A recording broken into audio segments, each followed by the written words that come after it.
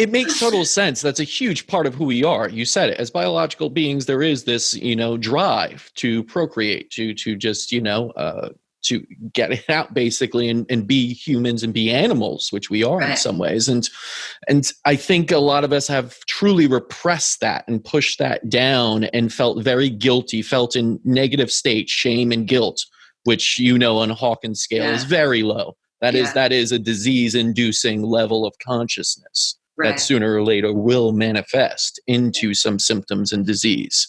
And so if you have someone out there that feels that way, that feels a little bit shameful, either about their past or what's going on or sexually, what would be your advice for even a simple step they could start to take to acknowledge their sexuality and make it a healthy relationship?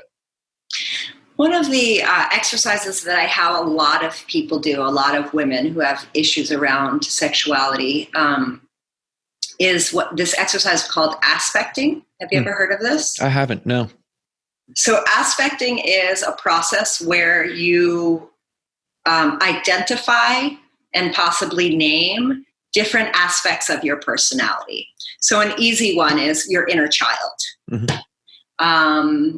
Another one might be, your sexual being. Another one might be, in cases with sexual assault, the part of you that has been sexually assaulted. So you identify those different parts of yourself, name them so you can have a conversation with them, and then you have that conversation, but have that conversation through them. So I could speak to them as me, as Stacy, and then give them the voice to speak back. And that I find to be a very illuminating process because that stuff is full of shame and guilt and pain and all those negative emotions. We often don't want to talk about it. We often don't want to have that conversation because we're scared of what's going to come up.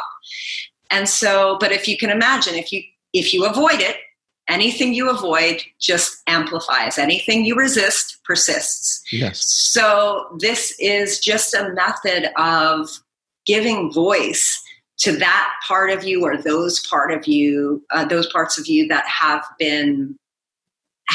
not had voice. Mm-hmm. And once you start that conversation, then you could ask questions. Well, what do you want? What do you need from me right now? And your body will respond. Yeah. Your body will respond when you have a conversation, and take it like you're speaking to a third grader, like a small child.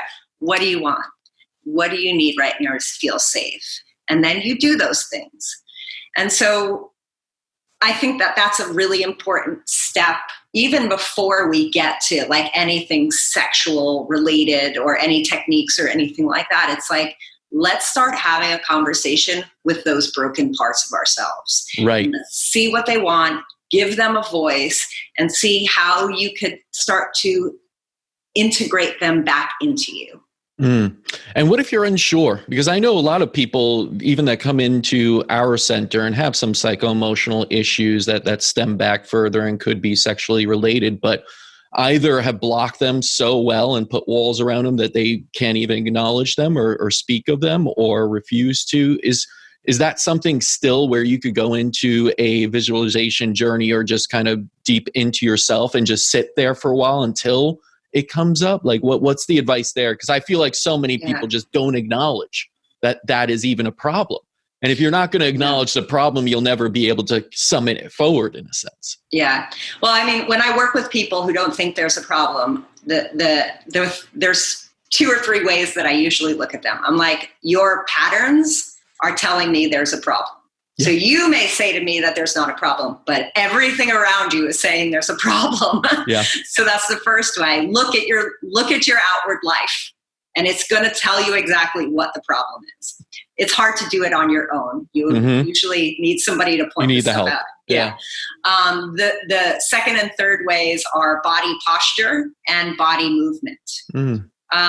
So I can read what their body is telling me. I can read through the stress points, through the rigidity or fluidity of the body, where that stuff is. Again, I wouldn't expect people to be able to do this on their own.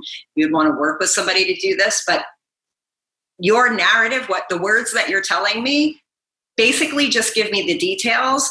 Everything I need to know, I've already read from the patterns in your life and from what your body is telling me. The details are just, there's something intellectually that helps when you tell the details.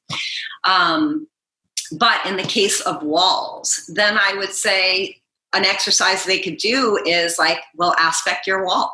What is your wall trying to protect you from? See if the wall says anything back. So you can use that exercise and eventually, and there are some people who are just fucking resistant. And I personally, I don't work with resistant people anymore. I'm just like, I'm not trying to convince you.